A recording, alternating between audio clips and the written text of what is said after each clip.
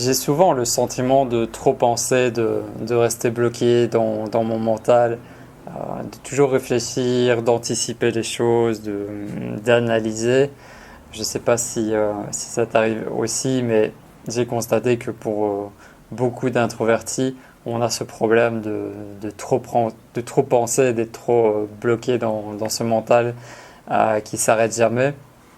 Malheureusement, il n'y a pas un bouton off où on pourrait appuyer dessus et que ça s'arrête. Ce serait un peu trop facile, mais on doit apprendre à faire avec et tu verras on va développer des choses ensemble dans ce sens-là. Peut-être que toi aussi, tu sais que tu penses trop, ça te pose un problème. J'ai posé la question sur le groupe privé et la majorité des réponses c'était oui. Et il y a eu pas mal d'échanges intéressants là-dessus.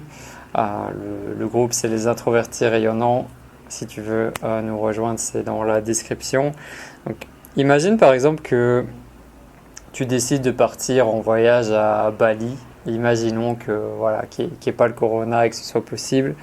Euh, le truc, c'est que avant de partir, tu vas te renseigner voilà, sur quel lieu choisir, quel hôtel choisir ou quelle maison d'hôte choisir.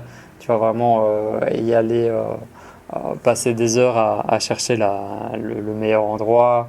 Puis pour, voilà, quelles affaires choisir, quel temps est-ce qu'il fera. Tu vas vraiment te renseigner, tu vas probablement lire un Lonely Planet ou un guide sur la région. Enfin, tu vas vraiment aller dans le détail et y réfléchir longtemps à l'avance, tout anticiper. Ça, c'est un peu un problème très présent chez les introvertis de trop réfléchir sur les choses qu'on va faire. Au fond de toi, tu veux vraiment prendre les meilleures décisions possibles, donc tu vas vraiment y aller en profondeur et tu vas toujours envisager toutes les possibilités qui s'offrent à toi. Un autre exemple qui va peut-être te parler aussi, c'est quand tu es en conflit avec quelqu'un.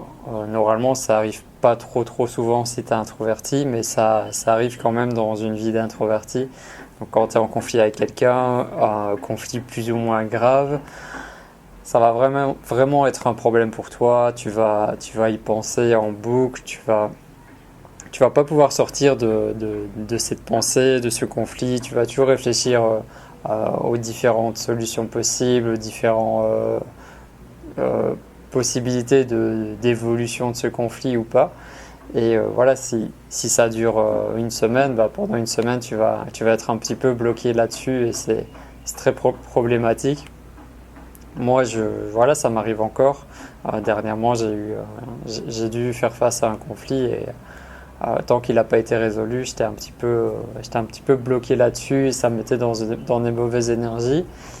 J'ai essayé d'appliquer les conseils que je te partagerai, mais voilà, il y a pas tout qui fonctionne, donc faut vraiment trouver ce qui fonctionne avec toi. Le truc aussi, c'est que quand tu penses, quand tu réfléchis, quand tu anticipes les choses, des fois ça peut se voir sur ton visage ou ça peut se voir parce que tu as l'air d'être concentré, mais souvent tu vas pas le montrer aux autres. Tu vas pas expliquer que tu as un problème, tu vas pas parler de ce conflit à tout le monde, tu vas plutôt garder les choses en toi alors que voilà, ça pourrait vraiment te faire du bien d'en parler justement. Donc, quels sont les plus gros problèmes quand tu penses trop, quand tu restes bloqué dans ta tête, dans ton mental? Déjà, la première chose, c'est que ça peut entraîner une fatigue mentale et physique. Donc, tu vas vraiment être épuisé parce que t'arrêtes pas de penser à cette situation, à ce problème, t'arrives pas à penser à autre chose. Parfois même, tu n'arrives pas à dormir ou tu vas dormir que quelques heures à cause de ça. Donc, ça te met vraiment dans un état de fatigue mentale. Et comme tout est lié, tu vas ressentir aussi une fatigue physique dans ton corps. Quand tu commences à rentrer dans ce genre de problématique, dans ce genre de réflexion autour d'un conflit, autour d'un problème, autour de quelque chose qui vraiment te préoccupe, la, le piège, le piège, ce serait de rester bloqué là-dedans et que ça commence à devenir une boucle. Et à partir du moment où ça devient une boucle, bah voilà, t'es piégé et les pensées vont tourner en permanence dans ton esprit et n'arriveras pas à sortir de cette boucle, de cette boucle infernale. Dans ta tête, parfois, c'est vraiment la fête et il peut vraiment, à certains moments, avoir trop d'idées, trop de connexions entre les choses ou trop d'informations et ça devient difficile pour toi de gérer. Ça amène aussi à une déconnexion de la réalité, déconnexion du moment présent. Vu que tu es dans ta tête, bah, t'es pas ici avec nous, t'es pas dans le présent. Ça peut, à certains niveaux, amener à de l'anxiété, à de la dépression, voire à un burn-out. Ça, c'est possible aussi. Voilà, parce qu'il y a trop d'inquiétudes, trop bloqué dans le mental et au bout d'un moment, bah, voilà, tu pètes les plombs ou c'est ton corps qui va lâcher. L'énergie de la peur, elle est très très très puissante, comme l'énergie de la joie, sauf que c'est l'inverse. Et quand tu es dans ce cas de figure, bah, tu peux être bloqué dans cette énergie de peur, dans le doute, dans l'indécision et tu n'arriveras pas vraiment à faire le premier pas pour prendre une décision. Tu vas rester bloqué dans la peur et du coup ça t'empêche d'avancer, ça t'empêche d'atteindre tes objectifs, ça t'empêche de vivre en étant heureux, en étant serein. Alors peut-être tu vas me poser la question, bah pourquoi est-ce que ça tombe sur nous? Pourquoi est-ce que les introvertis réfléchissent trop? Pourquoi les introvertis pensent trop? En fait, il y a eu des études, il y a eu des recherches dans ce domaine, donc c'est assez cool. Maintenant, on a de quoi savoir et ça vient du cerveau, évidemment.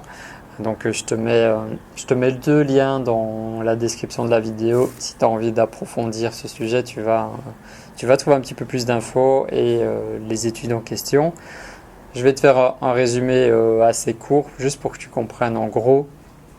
D'après la recherche, le cerveau des introvertis, il y a beaucoup plus d'activité cérébrale que dans un cerveau d'extraverti. Et en gros, il peut traiter plus d'informations à la seconde. Ça ne veut pas dire que tu es plus intelligent ou que tu es mieux, mais c'est juste qu'il y a plus d'informations qui sont traitées. Et il y a une autre étude aussi de neuroimagerie. Et là, ils ont montré que dans le cerveau des introvertis, l'activation est centrée dans le cortex frontal. Et le cortex frontal, en fait, c'est là-bas, c'est la partie du cerveau qui est responsable de la mémoire, de la planification des choses, de la prise de décision et de la résolution des problèmes. Donc voilà, si tu veux plus de détails, je te mets les liens, mais déjà il y a une preuve scientifique que le cerveau d'un introverti, il y a quand même des différences avec le cerveau d'un extraverti, même si on le savait déjà avec d'autres études qui étaient sorties. C'est vraiment un vrai problème quand tu as ça, quand ça te paralyse. C'est vrai que c'est vraiment un problème, mais paradoxalement, c'est aussi notre super pouvoir d'introverti. C'est-à-dire que grâce à ce cerveau, grâce à cette manière de fonctionner, ça nous permet de créer des choses complexes. Ça nous permet d'être pleinement dans la créativité, d'avoir des idées, d'être très très très créatif, d'être connecté à notre intuition. Donc ça c'est super. Ça permet aussi de mieux choisir ses relations. C'est pas toujours le cas, mais si tu as appris à développer ce genre de réflexion, que tu sais ce qui te convient, ce qui te convient pas, que tu as vraiment appris à analyser un petit peu tout ça, tu pourras mieux choisir aussi ton ou ta partenaire de vie.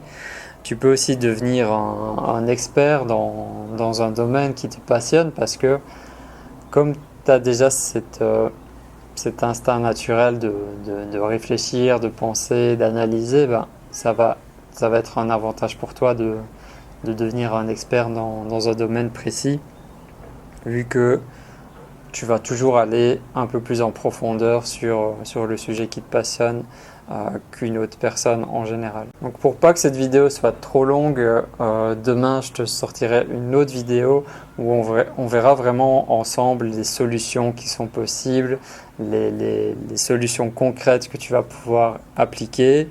Le but c'est vraiment de réussir à trouver un équilibre, pouvoir trouver un équilibre entre trop penser et pas penser du tout. Vraiment d'arriver à cet équilibre. Trouver le bon moment aussi pour le bon moment où c'est le moment de penser, c'est le moment de réfléchir, c'est le moment d'anticiper, donc vas-y. Et le moment où tu dois te retirer de ça, que tu dois essayer de sortir quand c'est un peu trop négatif. Si cette pensée, si cette réflexion, elle te donne de la peur, de l'anxiété, de la tristesse, ben, c'est un signe qu'il est temps de se retirer et de passer à autre chose. En tant qu'introverti, bah, voilà, c'est un cadeau aussi d'avoir cet esprit puissant. À nous de réussir à l'utiliser correctement pour que ça devienne vraiment un de nos plus grands atouts. Donc c'est comme tout, ça se maîtrise, ça se travaille. Et tu verras, demain, je t'apporterai vraiment pas mal de pistes que tu pourras explorer toi-même. Euh, je pense que ce serait un bon sujet de formation aussi. Je ne sais pas du tout si ce sera proche ou pas, mais dis-moi dans les commentaires si ça te plairait d'avoir une formation pour t'aider à dépasser cette problématique de trop penser. Et voilà, selon les retours, peut-être que je pourrais faire une formation prochainement. Et de toute façon, on se retrouve demain pour la prochaine vidéo. Et si tu vois cette vidéo plus tard, ben, je te mets le lien dès maintenant pour la suite de cette vidéo.